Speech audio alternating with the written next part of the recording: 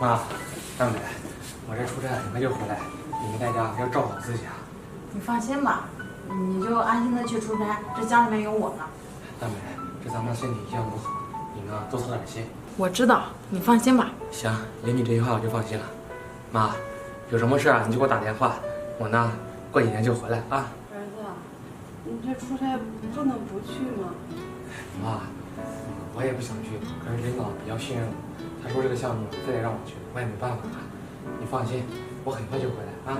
是啊，妈，这小白还得工作呢，他不工作，咱们这一家人吃什么喝什么呀？总不能老是在家里守着咱们俩。对对对，妈，那我先走了啊。妈，你这怎么了？啊，咱妈这几天身体不舒服，可能是感冒了。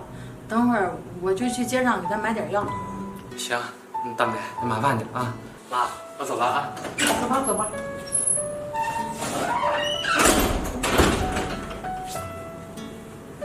看什么看啊？回去啊！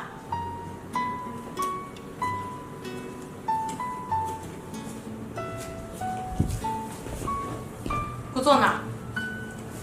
怎么了，妹？怎么了？你刚才什么意思啊？你儿子要走的时候，你在那里咳什么呢？你是不是想告状啊？我刚刚就是嗓子痒。嗓子痒，你别给我找那么多借口。我看你啊，就是想跟你儿子告状。老婆子，我是不是以前打你打得太轻了？你没长记性啊？不是的，我没想跟我儿子告状。还嘴硬是吧？还嘴硬是吧？不是让你不说实话，不是让你不说实话啊！大美，是你答应我儿子说要在家好好照顾我的，你怎么又打我呀？老婆子，你这都一把年纪了，怎么只长年龄不长脑子呢？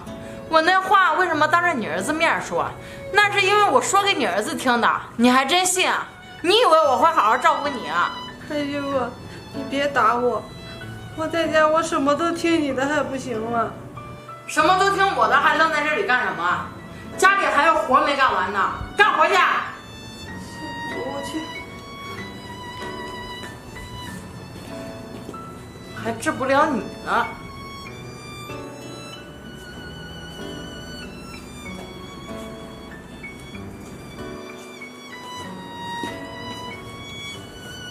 大美，干什么？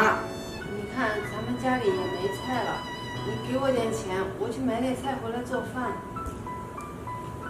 没钱了？我前几天不是刚给你20吗？你这么快就花完了？你看现在外面的东西都挺贵的，这20块钱都买不了什么东西。老婆子，你理由还挺多啊。我看那20块钱，你是不是自己偷偷买好吃的给偷吃了？我那天还看到你在屋里面偷偷吃东西呢。不是，那东西是我儿子给我买的。你儿子给你买的？你儿子给你买你就吃啊？你知不知道你儿子挣钱有多辛苦啊？要不是家里有你这个累赘，这个药罐子，我们家日子过得会比现在好。你儿子挣那一点钱都给你买药了，要我说，你还不如死了呢，省得拖累我们。儿媳妇，我知道了，但我以后我不跟你要钱了，行了吧？你别生气。这还差不多，以后再张口跟我要钱，我打死你！滚！